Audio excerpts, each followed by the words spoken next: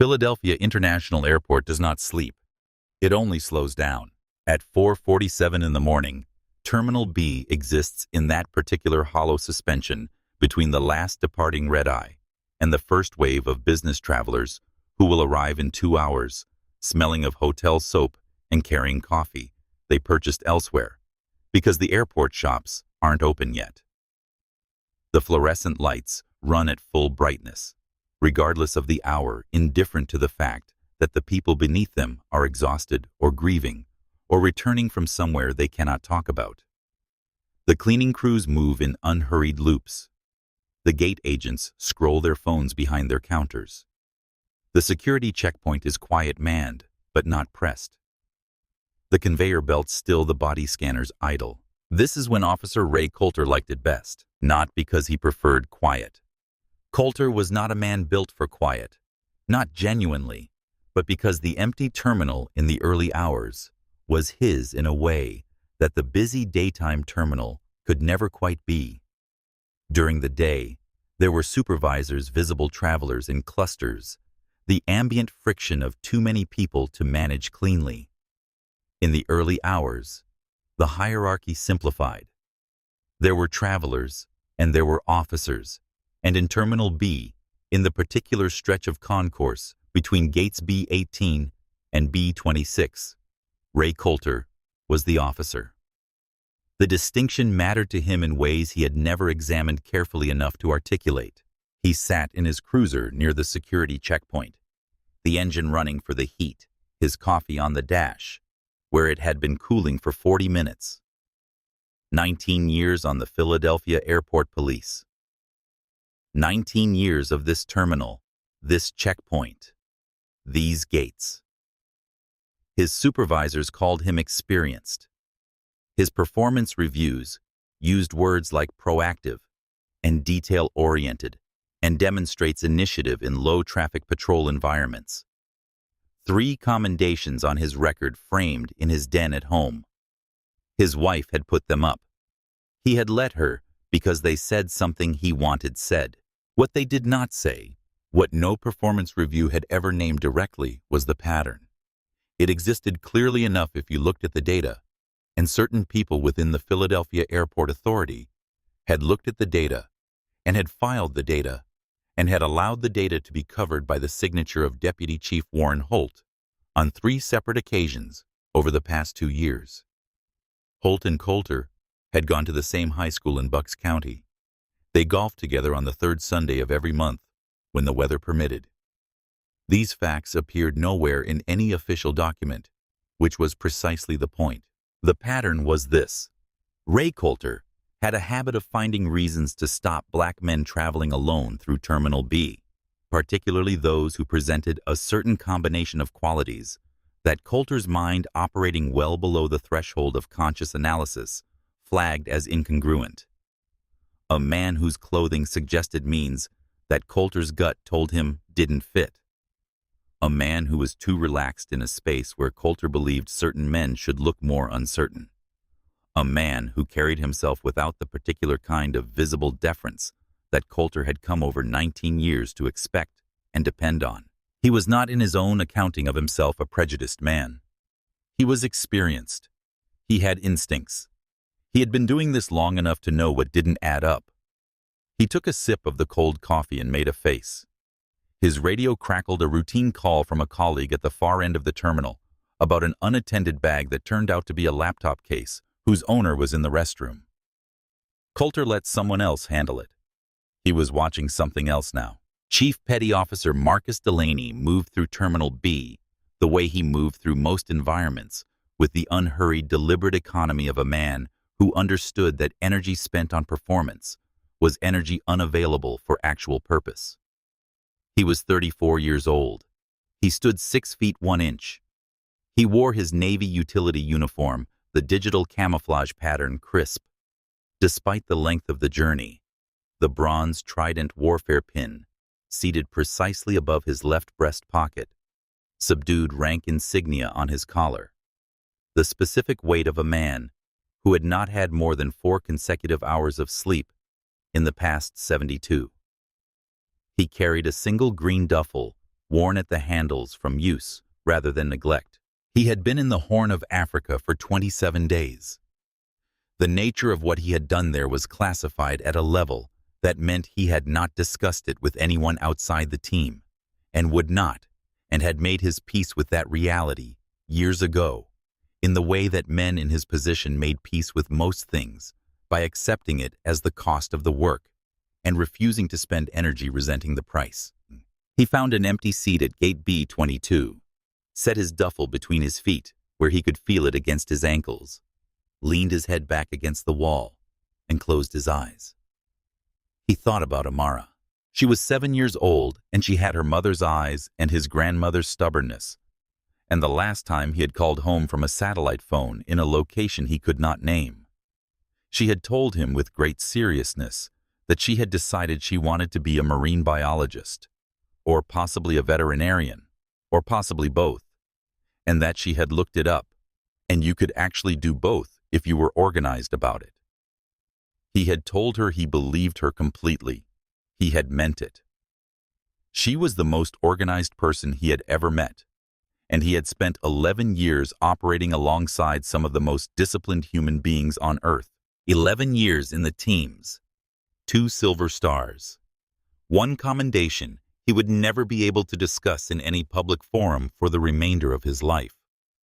He was not a man who led with his accomplishments, not because he was modest in the self-conscious way, but because in the environment where he operated, credentials were not currency. Performance was. The men who knew him needed no credentials.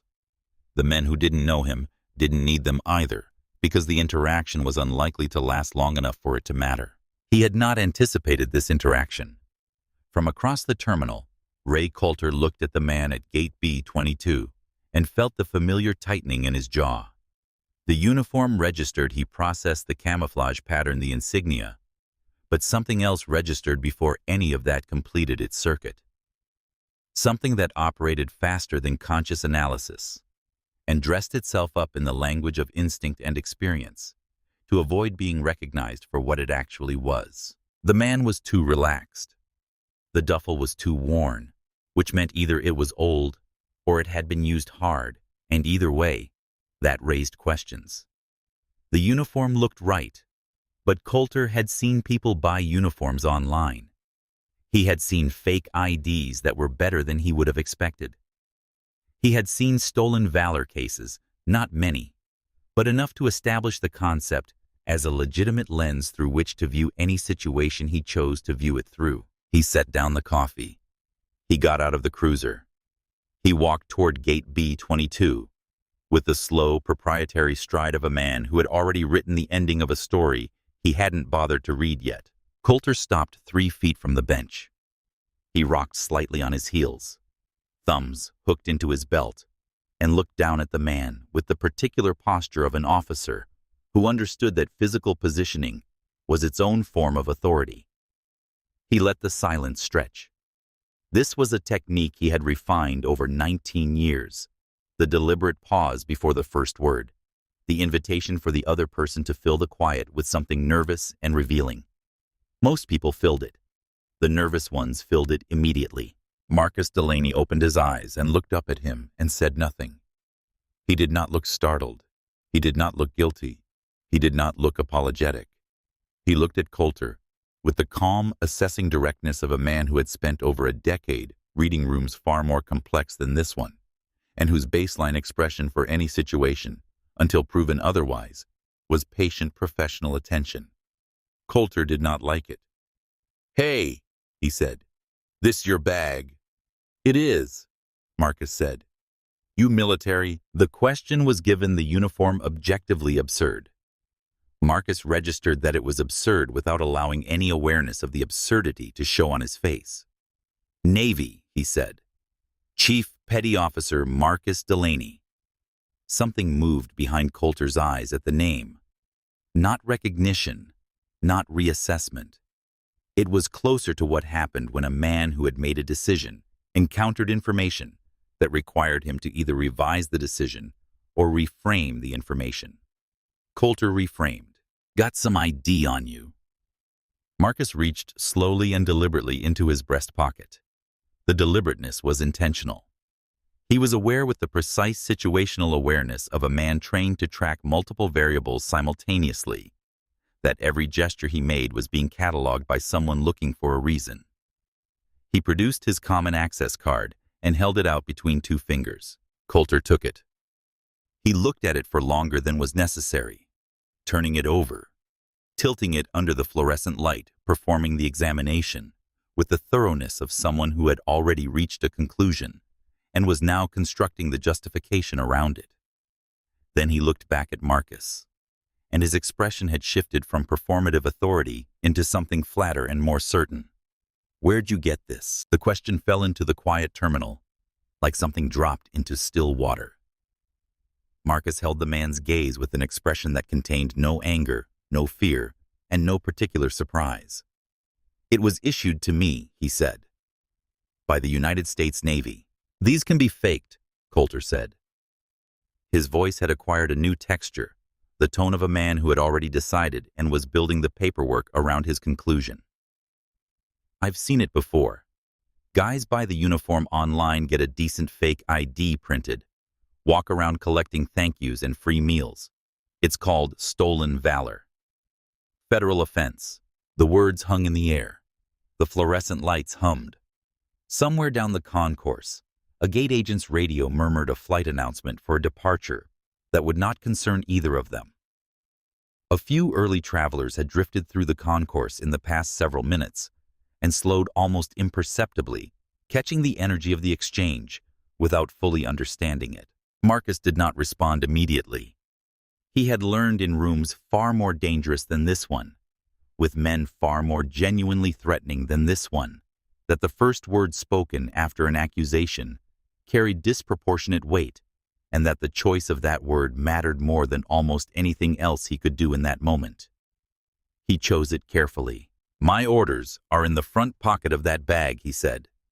His voice remained level, almost quiet, the particular quality of quiet that had nothing to do with submission.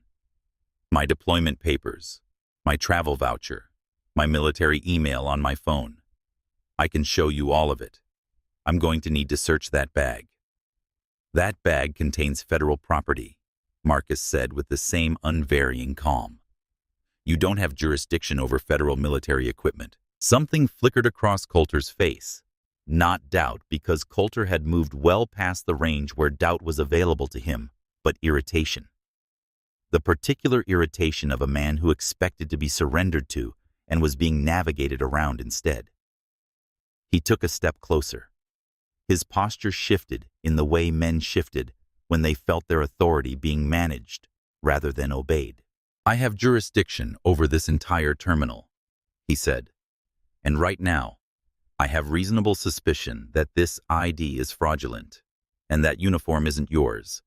So I'm going to need you to stand up and come with me."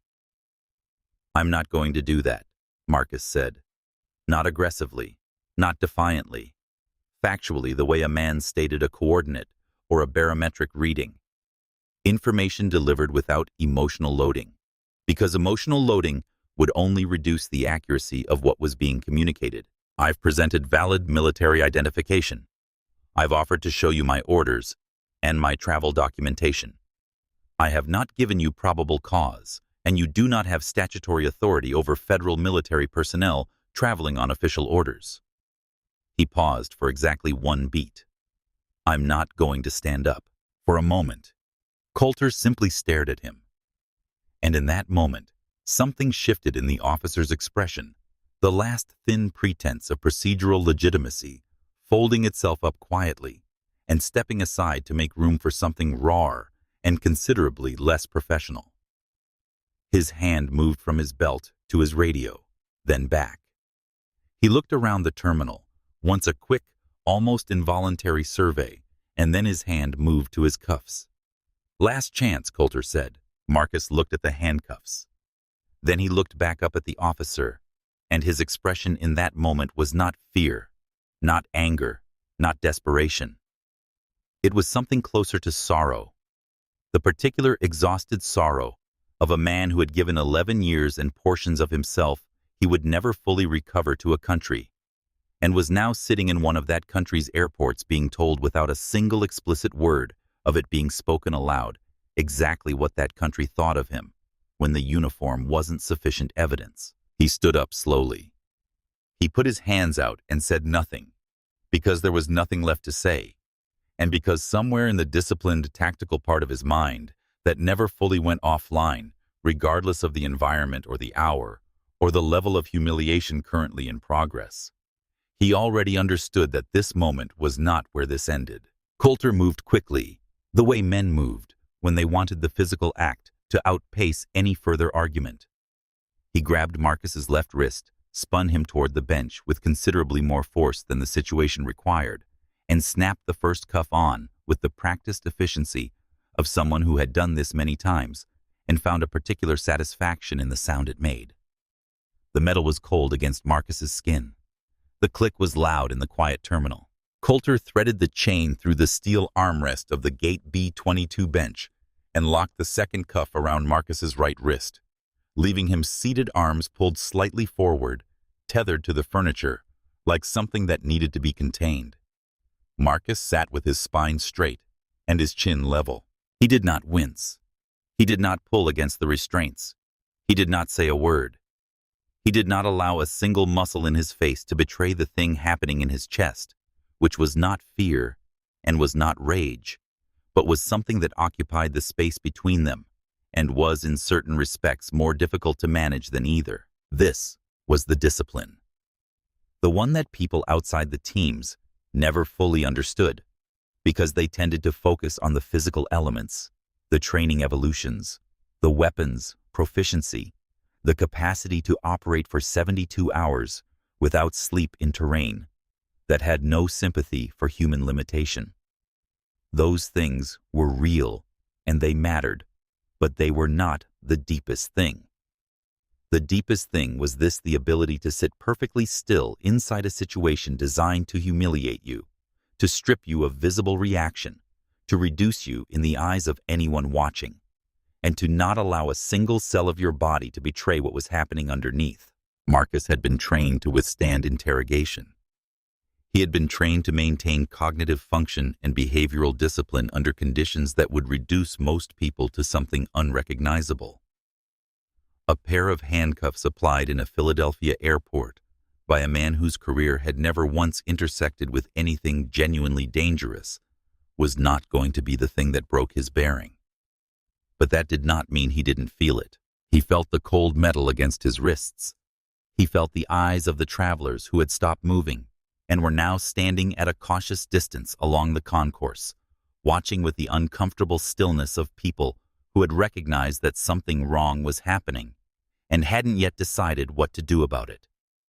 He felt the particular weight of being a black man in a uniform that was supposed to mean something that had been earned at a cost that most people in this terminal would never be able to fully appreciate, sitting handcuffed to a bench while a white officer stood over him with his chest out and his radio in his hand, performing competence for an audience that had not asked for the show. He thought about Amara. He thought about how he would explain this to her someday, not whether he would explain it, because he had already decided he would. She deserved to know the truth of the country she was growing up in, the full and complicated truth of it. But how? What words? What tone? Whether to be angry when he told her, or whether to be the thing he had chosen to be in this moment, composed, clear, and completely unbroken. He filed that thought away and returned to stillness. Coulter was on his radio now, his voice carrying the inflated authority of a man narrating his own heroism for an invisible audience. Dispatch. This is Coulter at Gate B22. I've got a possible stolen valor situation. Subject detained, requesting a secondary unit for property search and processing.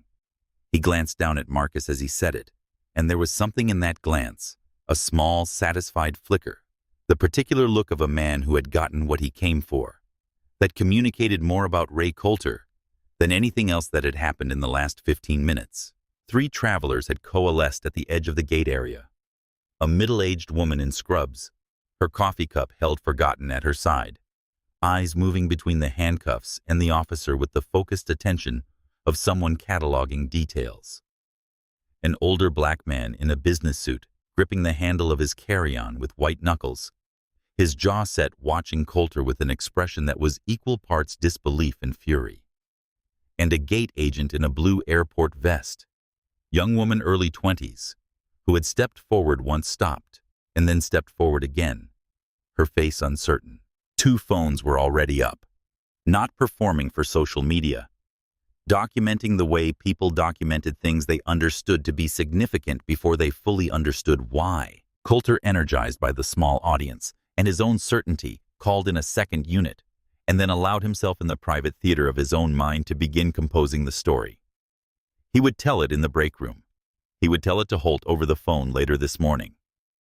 Possible stolen valor, early hours. The guy had a good fake, but you can't fool 19 years of experience. He had done this before. He had always walked away clean.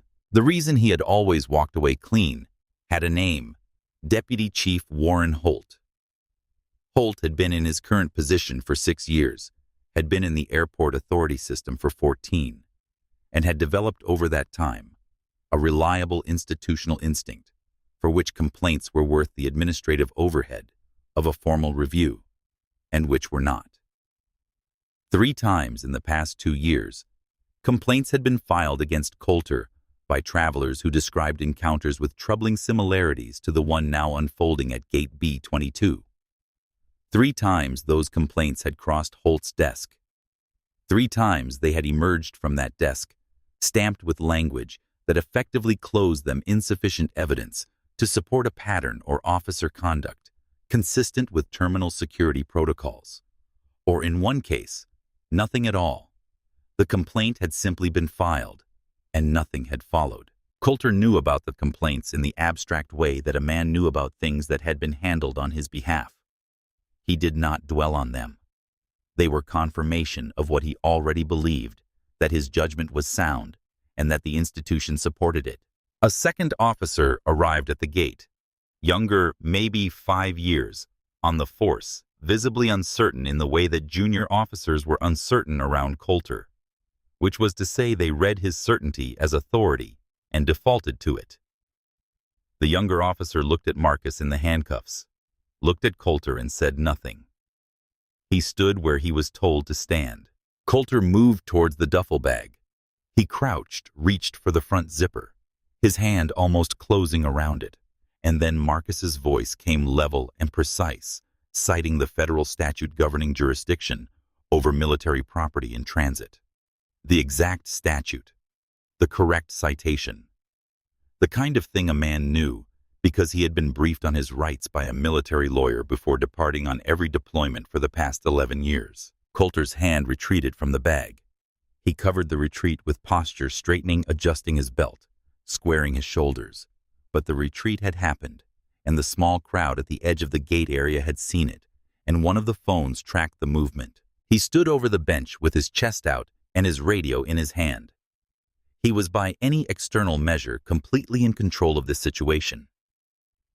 He was the officer. The man in the handcuffs was detained. The second unit was present. Backup was en route.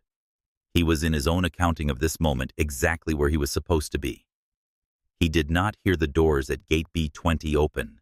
Commander James Whitfield came through the gate doors mid-sentence. He was turned slightly toward the man on his left.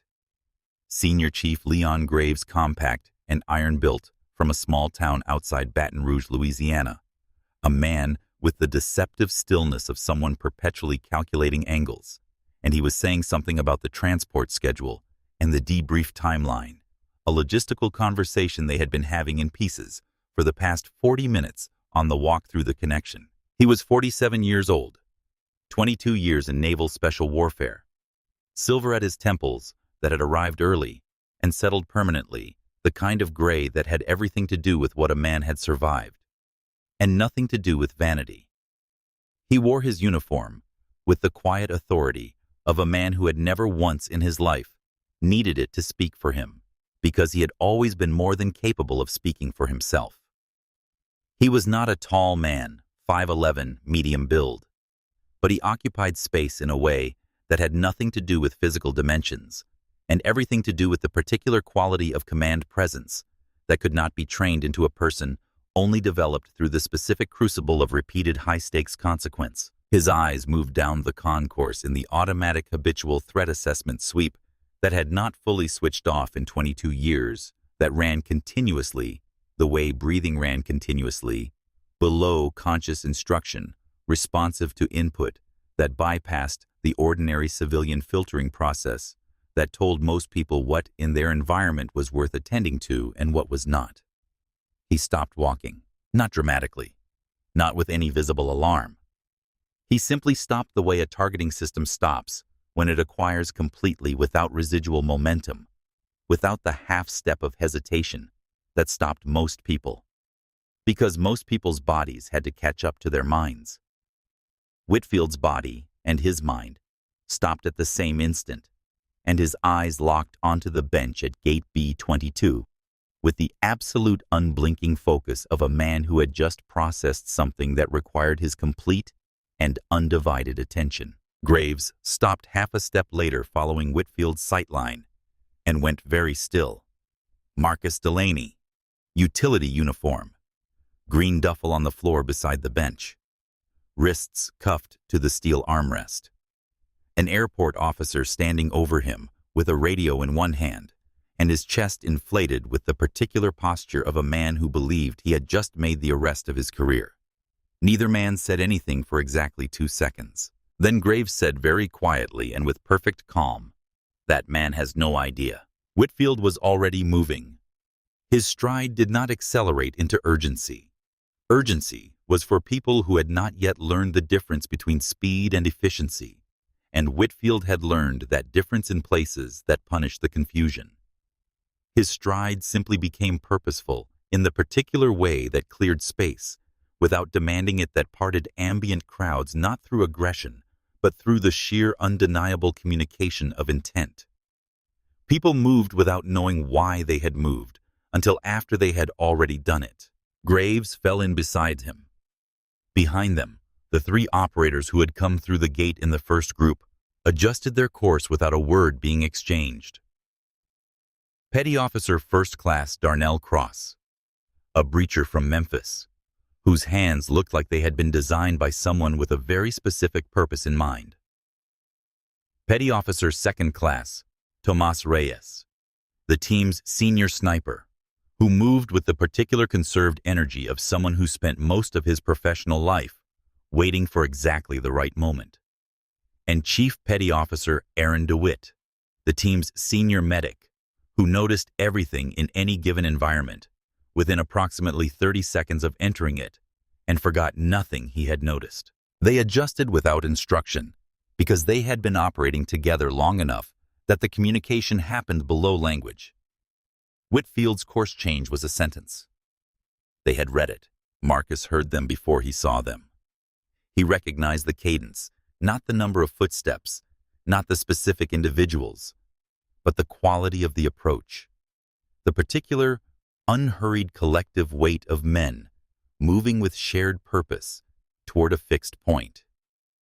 He had heard that particular sound in enough environments, under enough conditions, at enough levels of ambient chaos that it had become something his nervous system processed independently of his conscious mind. His eyes tracked left down the concourse. When he saw Whitfield's face across the distance, something in his chest that had been locked in careful, disciplined containment for the past 23 minutes released exactly 1 degree.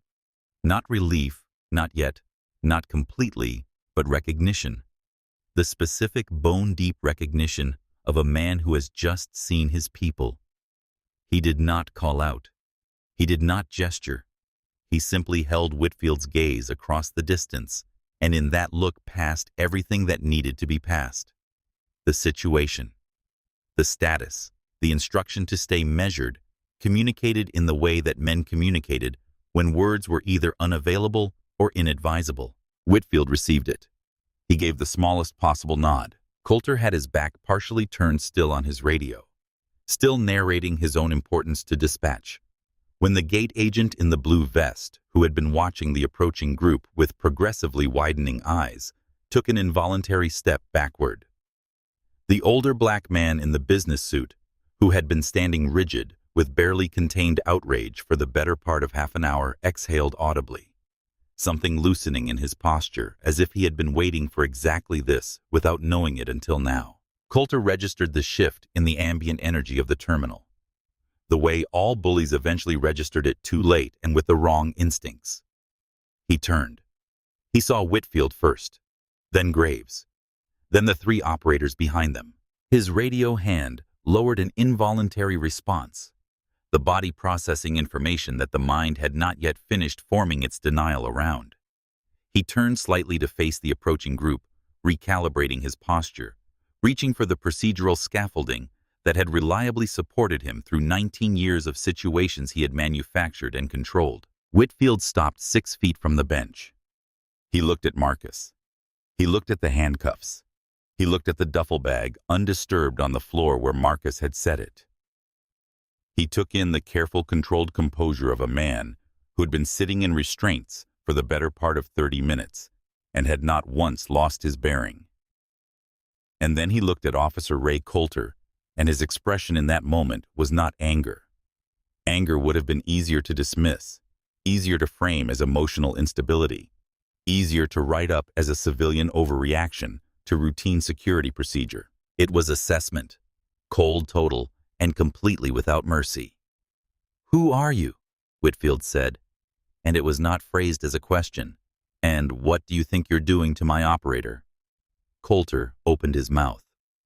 What came out was not the authoritative response he had intended. It had the shape of authority, the vocabulary, the structural confidence without the substance, the way a frame could maintain its dimensions after the canvas had been removed. "Sir, this is a security matter. I'm going to need you to step back and let me—" "I asked you a question," Whitfield said. He had not raised his voice. He did not need to. The words landed with the particular gravitational weight of a man who had spent 22 years giving orders in environments where the wrong decision produced body bags, and whose vocal cords had long since absorbed that reality into their default register. The gate agent took another step back. One of the phone cameras swung toward Whitfield. Coulter recalibrated. He reached for procedure. "I have a subject detained on suspicion of stolen valor. The ID he presented is potentially fraudulent, and I have reasonable—" "That man," Whitfield said with a precision that cut cleanly through the middle of Coulter's sentence, "is Chief Petty Officer Marcus Delaney. He is an active-duty United States Navy SEAL with 11 years of service, 3 combat deployments, and a Silver Star with valor. He is traveling on official military orders." He paused for exactly 1 beat, the duration precisely calibrated. "And he is my operator, The last 3 words were not loud. They were simply final. Not because they ended a conversation, but because they rearranged the entire architecture of the room. The gate doors opened again. 8 operators came through in a loose column that tightened naturally as they entered the concourse, the way water found its shape in whatever vessel it entered. Then 4 more behind them. Then 3 more. After that, the last group still rolling their shoulders loose from the transport, still carrying the particular physical density of men who had spent the past month doing things that the airport's ambient lighting had no framework to comprehend. They were different sizes, different ages, different faces. They moved with the same unhurried collective gravity. And when the lead group saw Whitfield stopped at the bench, saw Graves's posture, saw the handcuffs on Marcus Delaney's wrists, the column did not accelerate, did not react with visible alarm, did not break into anything resembling disorder. It simply oriented, like a single organism that had just identified the location of a problem and was now adjusting its geometry accordingly. Graves moved first, stepping to Marcus's left and positioning himself between the bench and the open concourse with the natural wordless efficiency of a man who had spent years placing his body between threats and the people he was responsible for. Cross moved to the right, his broad frame settling into a stillness that was somehow more physically imposing than movement would have been. Reyes and DeWitt closed the rear angle, and then the rest of the platoon arrived and filled the remaining space with a quiet physical authority that transformed the gate area from a public airport terminal into something else entirely. Something with different rules, a different weight, a different understanding of who held the ground. They did not form a line. They formed a perimeter. No hands on weapons. No raised voices. No theatrical displays of force. No aggressive posturing. No visible anger. Just presence. Sheer, overwhelming, geometrically precise presence. 15 operators in utility uniforms standing in a configuration that left Officer Ray Coulter exactly one place to be the center of a circle he had not consented to enter and could not exit without walking through men who had been trained to hold ground in conditions that would have ended him. Coulter turned once slowly and read the faces around him. Some were watching him with open, measured contempt. The specific contempt of professionals who had processed what they were looking at and had made their assessment and were not attempting to conceal it. Some watched him with the blank, controlled neutrality of men who had learned to keep their expressions clean in operational environments, because emotion was information, and information was a resource you did not distribute carelessly.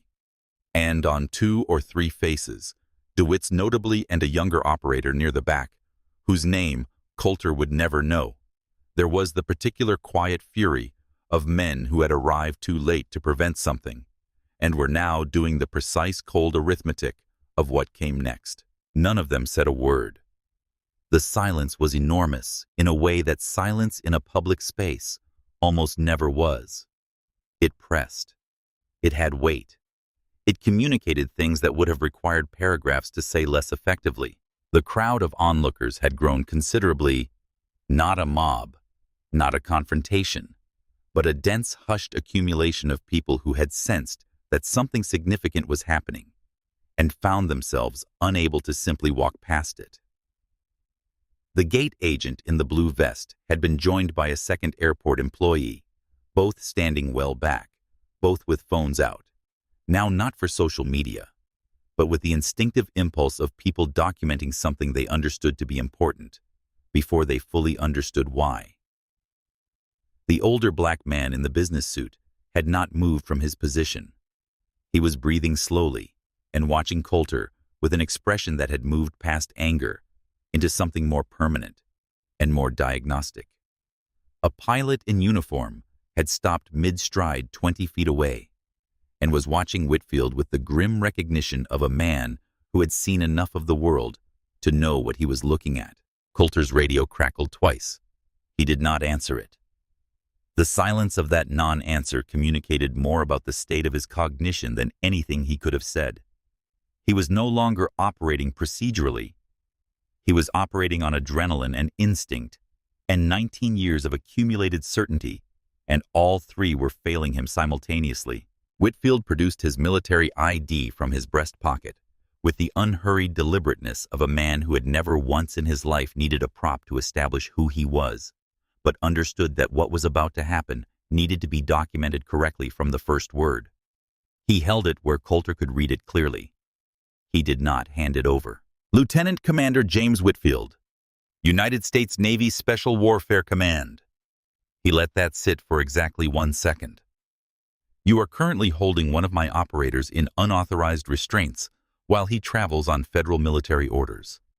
This is a violation of Title 10 of the United States Code, which governs the jurisdiction of civilian law enforcement over active duty military personnel traveling under official orders. His voice was even methodical, the cadence of a man reading coordinates rather than making an argument. You do not have probable cause. You do not have federal authority. And whatever you told your dispatch, you do not have a stolen valor case. What you have is a civil rights violation in progress, and it is being recorded from at least 6 angles. Coulter's mouth opened. What you had Whitfield said, and the evenness of his voice in that moment, made what followed hit considerably harder than any raised tone could have managed, was a black man in a uniform sitting quietly at a gate. That is what you had. And I want you to be very precise with yourself right now in this moment about whether what you did next was driven by reasonable suspicion or by something else entirely. The silence that followed had a different quality than the silence before it. It had the quality of a room that had just heard the exact truth spoken without decoration and was processing the experience of recognizing truth when it arrived. Graves had produced a small laminated card from his breast pocket and was reading from it in a low, carrying voice, not performing, not theatrically, just documenting aloud in the way that operators documented everything that might eventually matter. Title 18, Section 242. Deprivation of rights under color of law. Class E felony on first offense, escalating with injury or pattern of conduct. He looked up at Coulter with an expression of pleasant professional neutrality. Just so we're all working from the same source material. Coulter looked at Graves. He looked at the card. He looked at Whitfield. The color in his face had shifted from the aggressive flush of manufactured authority into something paler and less certain, the circulatory response to genuine fear, rather than the performed heat of a man accustomed to dominating his environment by choosing his targets carefully.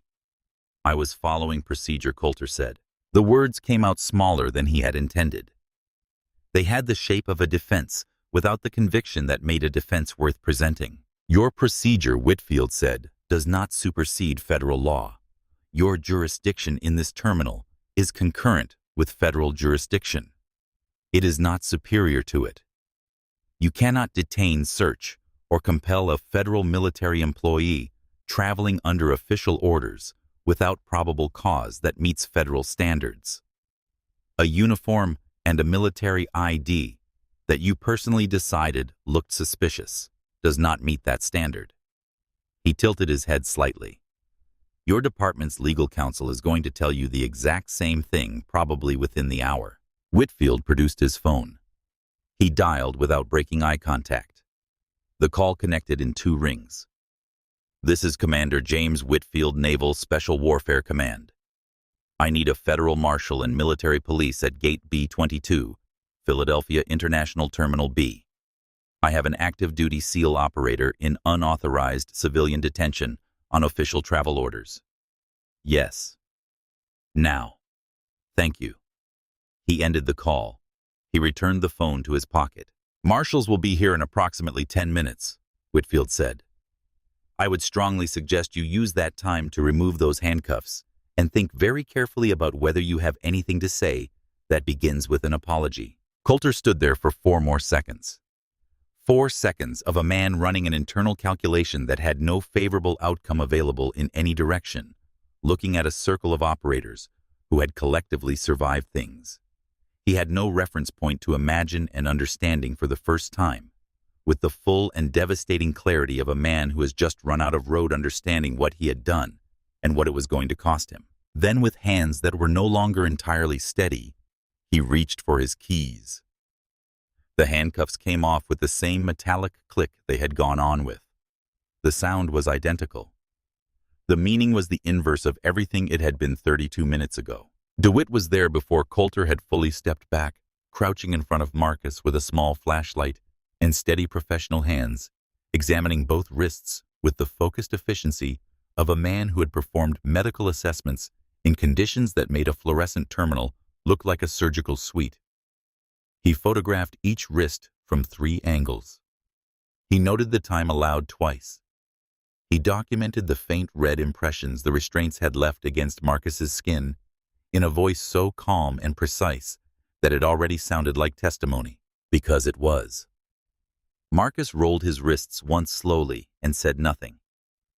He reached down and placed one hand on his duffel bag, not lifting it, not making a production of it, just touching it. The quiet reestablishment of a man reclaiming what was his. Coulter had retreated 2 steps. He stood in the loose center of the perimeter, with the particular stillness of a man who had run out of moves and was now simply waiting for whatever came next. His radio had gone silent. Either dispatch had stopped calling, or he had finally belatedly turned the volume off. His hand was nowhere near his holster.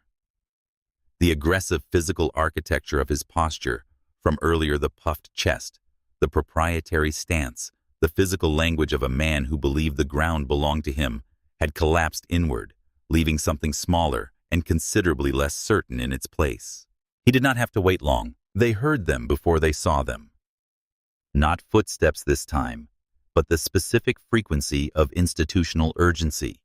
The sound of people moving through a public space with credentials and clear purpose, and the particular energy of people who had done this before and knew exactly what they were walking into.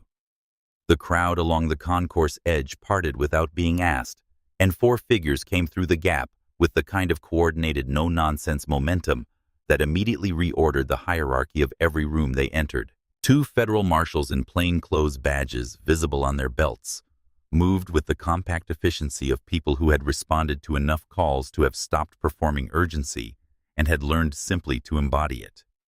Behind them came 2 men in the administrative uniforms of the Philadelphia Airport Authority, not the floor-level officers who managed gate disputes and noise complaints, but the senior tier, the men whose names appeared on the liability paperwork, whose offices had windows facing the tarmac, whose phones had been ringing for the past several minutes with calls they had not enjoyed receiving. The lead marshal was a woman in her late 40s named Agent Patricia Dunn. She was lean, precise in her movements, with the focused economy of a person who had been doing this long enough that nothing in an airport surprised her anymore. She took in the scene in approximately 3 seconds. The platoon perimeter, the bench Marcus seated with DeWitt beside him, Whitfield standing in front of Coulter, Coulter himself, the crowd, the cameras, the energy of the room, and her expression settled into the particular focused neutrality of someone who had already begun building the case file in her head before she had cleared the crowd. She looked at Whitfield. He looked at her. She brought her hand up in a crisp, clean salute. Her partner, half a step behind her, mirrored the gesture without hesitation. And then, after a beat that contained a small but significant hesitation, the hesitation of men recalibrating their understanding of exactly what they had walked into, and who in this room actually held the authority, both airport directors straightened and followed suit. Whitfield returned the salute with the economy of a man for whom the gesture was as automatic as breathing. Around him, several of the senior operators came to attention, without being asked, the collective automatic response of men who had been doing it long enough that it lived in the muscle rather than the mind. Coulter watched all of it. He watched the marshal salute the operator. He watched the airport directors follow. He watched the faces of the platoon unchanged, watching him. He watched the crowd, which had grown to perhaps 30 people, all of them documenting.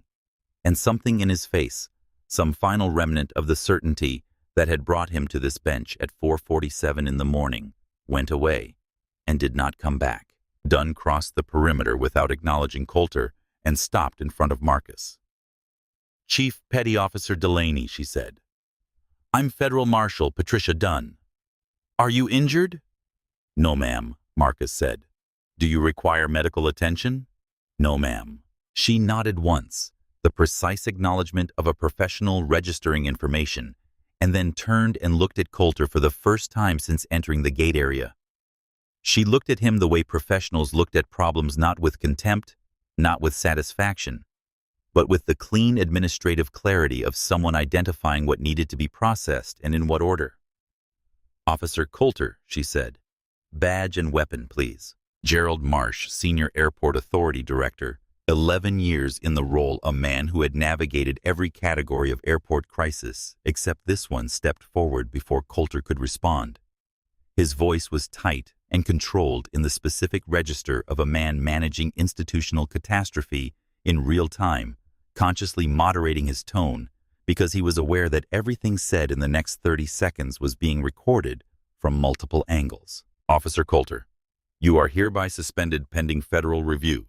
Please comply immediately." Coulter looked at Marsh, then at Dunn, then one final time at the circle of men around him, at their stillness, at their complete and total absence of anything resembling uncertainty. He looked at Whitfield last, and Whitfield looked back at him with the same expression he had worn since he stopped at the bench, cold total, and completely devoid of the anger that would have made it easier to dismiss. Something in Ray Coulter seemed to arrive finally, and without any remaining resistance at the full understanding of where he was. Not just in this terminal, in this gate area, in this circle, but where in the larger architecture of consequence 19 years of choices had delivered him. He unclipped his badge with one hand, his weapon with the other. He held them out.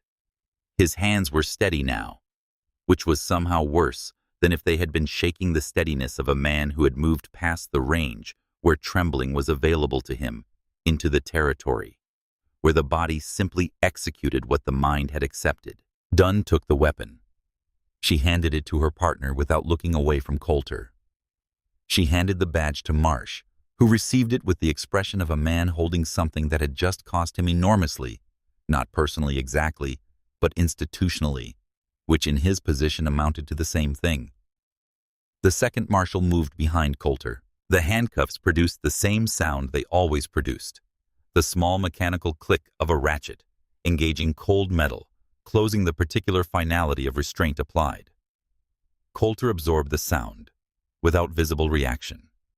He was past reaction. From the bench, Marcus watched it happen. His duffel bag was at his feet. His wrists were free. His bearing was exactly what it had been from the first moment Coulter had approached him at 4:47 in the morning, straight, quiet, and completely intact. Not a performance of composure, not a suppression of feeling. The genuine earned stillness of a man who had decided what mattered and had held to it without deviation. He did not smile. He did not look away. He simply watched because some things deserved to be witnessed. The federal courtroom in Philadelphia had the particular gravity of a room where the government was not performing justice, but administering it. No gallery cameras, no crowd of spectators arrived for drama. Just the clean, institutional weight of proceedings that moved with the unhurried certainty of a machine that had already assessed the quality of the evidence and was now working through the formal structure of presenting it. The case was United States versus Coulter. It ran from incident to verdict in 9 weeks, which was fast by federal standards and said something specific about what the prosecution was working with. The airport security footage was entered into evidence on the second day of trial. All of it. 23 camera angles across Terminal B, time-stamped and unedited, covering every moment from the second Coulter's eyes landed on Marcus Delaney at Gate B22 to the moment the handcuffs were removed from his wrists. The prosecution played it in sequence without narration, without editorial commentary, without anything except the footage itself and the quiet hum of the courtroom's ventilation system. It was sufficient. The footage showed Coulter leaving his vehicle and moving toward Gate B22 before any interaction had occurred, before any behavior had been observed, before any conceivable procedural justification had presented itself. It showed him approaching with a specific quality of deliberateness, the walk of a man who had already made a decision and was now executing it. It showed him standing over Marcus with his hand near his holster during a conversation in which Marcus had done nothing except sit still and speak in complete, measured sentences. And then the footage showed the moment that the prosecution would return to 3 times during the trial. The moment Coulter examined the military ID, turned it in the fluorescent light, studied it, and then looked up at Marcus's face and made his decision. Not before the ID, after it. The defense argued reasonable suspicion throughout the trial.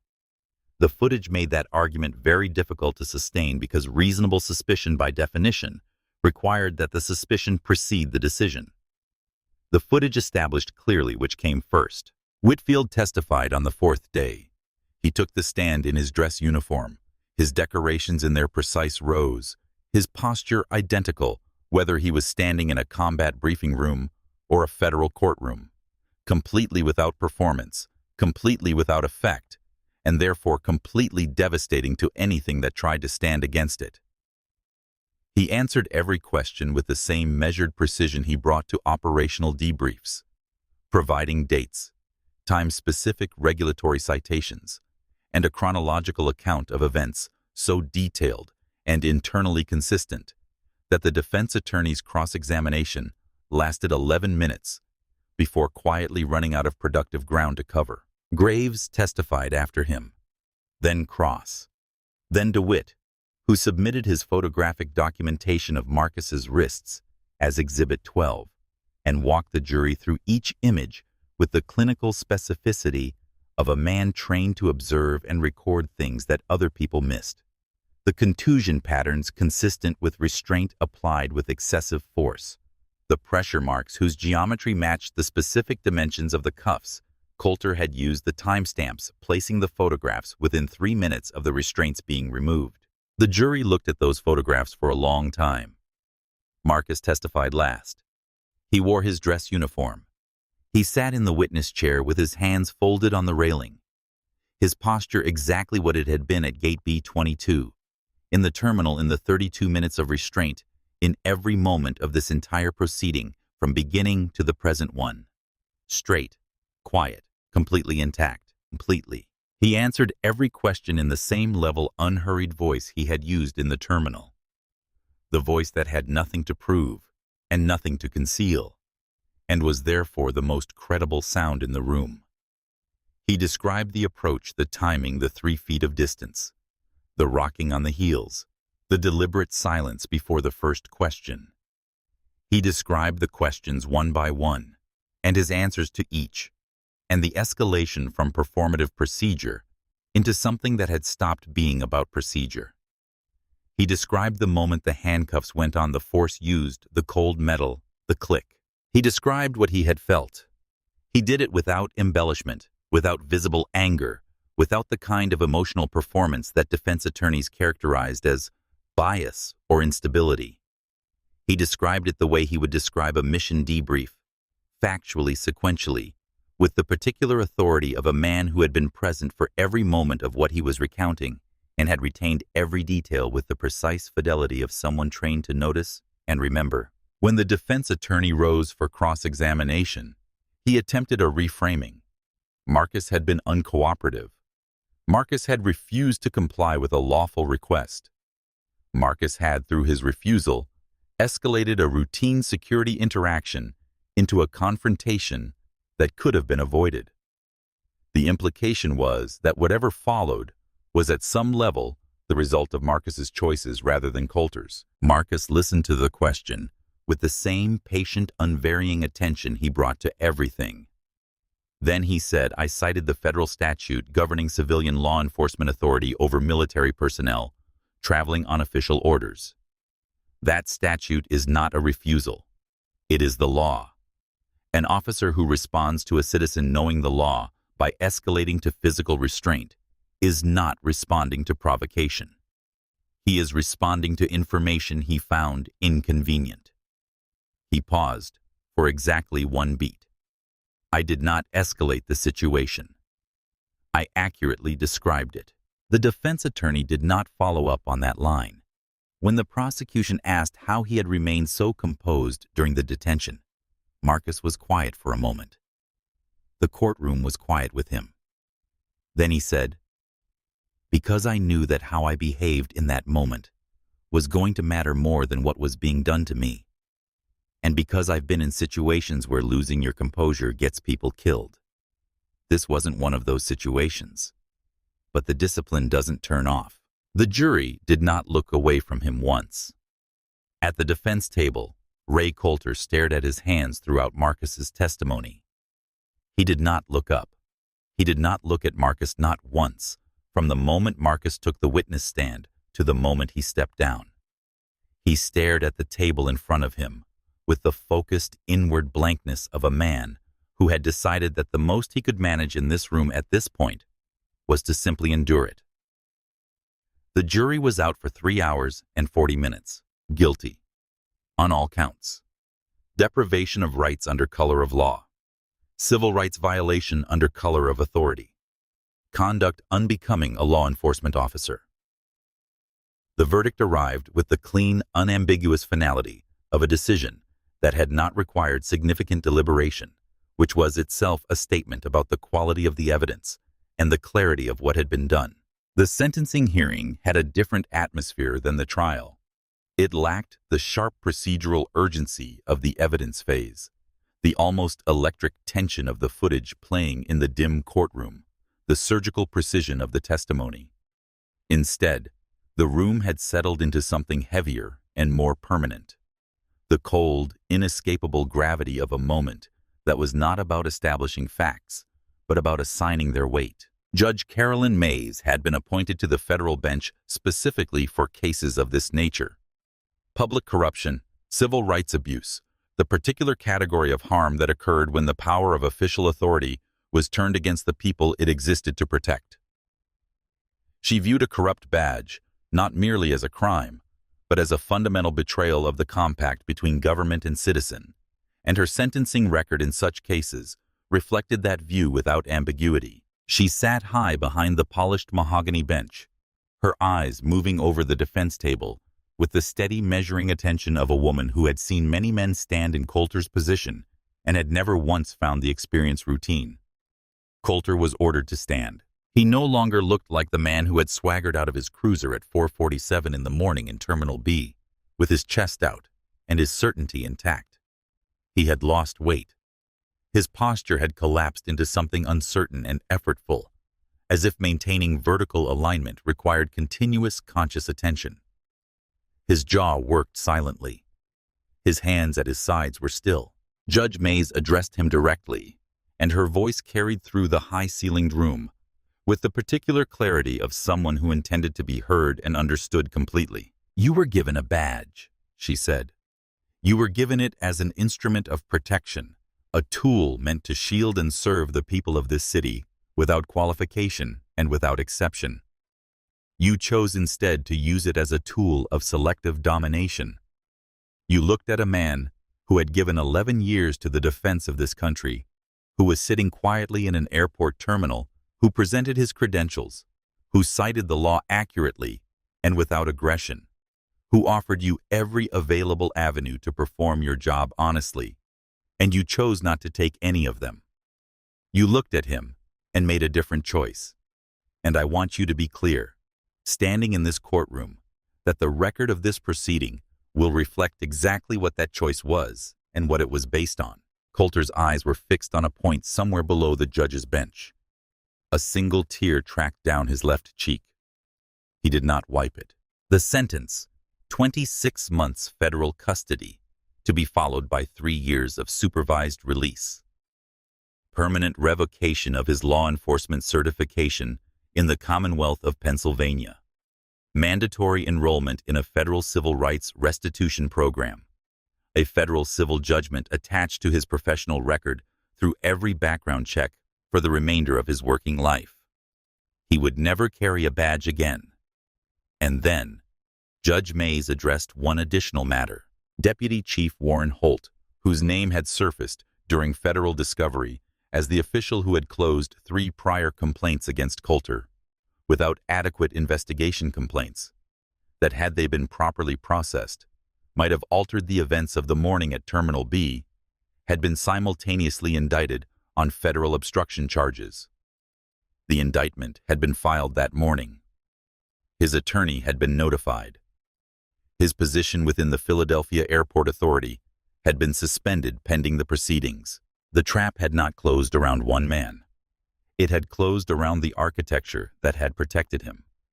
The freight logistics depot outside Chester, Pennsylvania, operated around the clock, which suited Ray Coulter in the specific way that structure suited men who were in the process of learning to live without the structure they had previously defined themselves by. He worked the night shift. He arrived at 10 p.m. and left at 6 a.m. And in between, he moved pallets and scanned packages and operated a forklift that he had needed 3 weeks to learn and was now adequate at, and interacted with a team of men half his age who knew his name from the badge clipped to his vest and not from any prior reputation, and did not want to know anything more than that. The work asked nothing of him except his body and his time.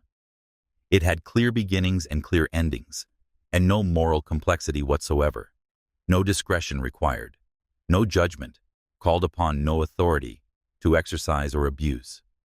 He was learning with considerable difficulty, and in the particular privacy of a man who had nowhere left to hide from himself to find a stripped-down dignity in that. The days outside the depot were harder. His wife Dana had stayed. This surprised him more than almost anything else that had happened in the past year, and he thought about it more than he was comfortable admitting. She was a harder woman than he had understood during the years when he had been too certain of himself to see her with any real clarity. She had sat across from him at the kitchen table the week after the sentencing. Not the conviction, the sentencing, because she had processed the conviction privately and alone, and had not asked him any questions about it, and told him without raising her voice and without crying that she was staying, but that things were going to be different, and that different meant he was going to spend a significant portion of the rest of his life figuring out who he actually was, without a badge and a uniform, and 19 years of unchallenged authority to tell him. He had nodded. He had not argued. He was learning slowly, and at considerable cost, that she was right. His son Tyler was 17, tall, quiet, earnest, in the way of young men who had grown up watching their fathers carefully and had decided somewhere along the way, consciously or not, with love, or with the complicated thing that lived alongside love in families like theirs, to try to be something better. Tyler had wanted to join the Navy since he was 15, not because of his father, or perhaps partly because of his father, or perhaps precisely, in spite of him, the way children's deepest ambitions were always tangled up in complicated, unresolvable ways with the people who had raised them. He had applied to the Navy ROTC program. He had passed every physical requirement. He had scored in the top 8th percentile on his ASVAB. He had written a personal statement that his high school counselor described as the best she had read in 11 years of sending students to military programs. And then the background check had reached his father's federal record. The waiver process had begun, and the waiver process had stalled, and the waiver process had eventually produced a letter that said in the careful bureaucratic language of institutional rejection that his application could not be approved at this time due to considerations arising from his household background check. Tyler had not cried in front of his father.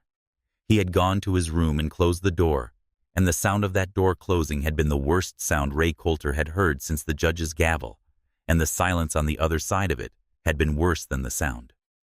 Coulter had stood in the hallway for a long time, his hand not quite touching the door, understanding in the most concrete and irrevocable terms he had yet encountered that his failures had reached forward in time like a long shadow and had taken something from his child, something Tyler had earned honestly, something that had nothing to do with his father's choices, something that should have been his. Coulter had stood in that hallway and felt the full weight of that, and he had not known what to do with it. A year later, he still didn't. The envelope arrived on a Thursday morning. It was a standard white envelope, business-sized, addressed to Tyler Coulter, in neat, precise handwriting. The return address in the upper left corner was a Virginia Beach zip code. Ray Coulter picked it up from the mail pile on the kitchen counter, read the zip code, felt something tighten in his chest, and set it down without opening it because it wasn't his to open. He made coffee. He waited.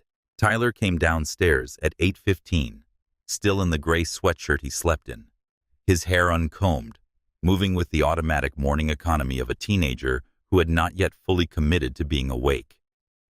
He sorted through the mail with the practiced disinterest of someone performing a routine bills for his parents, a catalog for no one in particular, the standard debris of a household, and then he stopped. He picked up the white envelope. He looked at the return address.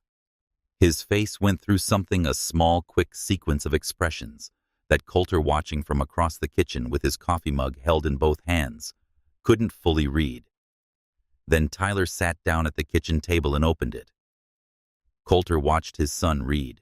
He watched the confusion, the slight furrow of the brow, the slight tilt of the head, the expression of a person encountering something that did not immediately fit into any available category. He watched the careful rereading, Tyler's eyes tracking back to the top of the page and moving through it again, more slowly, more deliberately, as if verifying that the words said what he thought they said. He watched the slow, disbelieving stillness that followed the particular quality of stillness that belongs to someone who has just encountered something. They do not yet have a framework to process something that requires a moment of complete internal reorganization before the response can begin to form. Then Tyler looked up. His eyes were bright in a way that Ray Coulter had not seen in months. Not since before the letter from the ROTC program, not since before the conviction, not since before all of it. Bright with something that was not quite hope yet, because hope required believing that the thing was real, and Tyler was still in the process of deciding whether it was real. "Dad," he said. His voice was careful, controlled, doing the specific work of someone managing an emotion they were not ready to show. "You need to read this." Coulter set down his mug. He crossed the kitchen. He took the letter that Tyler held out to him with both hands. It was a character endorsement letter, formal, precisely structured, written in the authoritative, methodical language of someone who understood how institutional documents move through bureaucratic channels, not by demanding attention, but by making themselves impossible to ignore. The letterhead was professional. The language was specific and measured. It addressed the ROTC waiver board directly. It outlined Tyler's application in detail, his scores, his physical assessments, his personal statement, the qualities it evidenced. It spoke to the nature of the son, as distinct and independent from the nature of the father, with the particular moral clarity of someone who had given the distinction serious thought and had reached a conclusion they were prepared to defend. It made the case methodically and without sentimentality and without a single wasted word that the sins of a father should not determine the ceiling of a son, that the United States military, which asked its members to be judged by their conduct and their character and their commitment, ought to extend the same standard to the families of those who sought to serve. The letter was signed by Chief Petty Officer Marcus Delaney, United States Navy, Special Warfare Command, Virginia Beach, Virginia. Coulter read it once. He stood at the kitchen counter and read every word, and felt each one land in a different part of him. Then he read it again. Then he set it down on the table very carefully, the particular carefulness of a man placing something fragile, something that might break if handled without attention. And he stood there in his kitchen in the early morning light with his coffee going cold on the counter behind him. What was happening in his chest did not have a clean name. He had spent a year inside the aftermath of his own choices, and he had become familiar with the texture of shame, the specific heavy weight of regret, the grinding low-grade awareness of what he had cost other people. He knew those feelings. This was not those feelings, or not only those feelings. This was something older and more fundamental, something that required him to hold simultaneously the worst of what he had done, and the grace that was being extended to him across the distance of it, not because he had earned the grace, not because he deserved it, not because any accounting of his actions over 19 years would have produced it as a fair outcome, but precisely and only because the man extending it had chosen to, and because that choice reflected something about Marcus Delaney's character that no courtroom proceeding and no federal conviction could diminish or qualify. He had been seen clearly, completely, including the worst of himself, and he was being extended grace anyway. Dana appeared in the doorway of the kitchen, still in her morning robe, her hair not yet done. She looked at Tyler. She looked at Coulter. She read the room in the way she had been reading rooms for 23 years of marriage, quietly, accurately, and without requiring an explanation. She crossed the kitchen and put her hand on his arm, and he let her, which was itself something he was still learning how to do. Tyler was already on the phone, his voice low and careful, and working very hard not to sound as undone as he was talking to someone at the ROTC waiver board, asking questions in the measured tone of someone who had been disappointed before and was protecting himself against the possibility of another disappointment by not allowing himself to feel the hope until it was confirmed. Coulter picked up the letter one more time. He read the name at the bottom. Marcus Delaney, the precise block letters, the service designation beneath, and held it in his hands in the pale morning light of his kitchen. Ray Coulter, who had not cried since the day the judge read his sentence, sat down at his kitchen table and wept. Not for himself. He was past the point where tears on his own behalf seemed proportionate to what he had done. He wept for the standard he had failed to meet, for the 11 years of service he had tried to erase, with 32 minutes of arrogance for the shadow he had cast over his son through choices Tyler had nothing to do with and no power to undo. And he wept with the most complicated gratitude he had ever experienced in his life, for the man who had every reason in the world to let that shadow stand, and who had chosen with no obligation and no audience and no expectation of acknowledgement to lift it instead. Marcus Delaney had spent 11 years learning that real strength was not about what you could destroy. That morning, in a kitchen in Chester, Pennsylvania, a man who had tried to unmake him learned the same lesson from the other side, the harder side, the side that required you to accept that the grace you had been given was larger than anything you had done to deserve it, and to carry that truth without flinching for the rest of your life. Tyler's voice rose slightly in the next room. Just slightly, but enough. Subscribe to our channel for more stories like this one.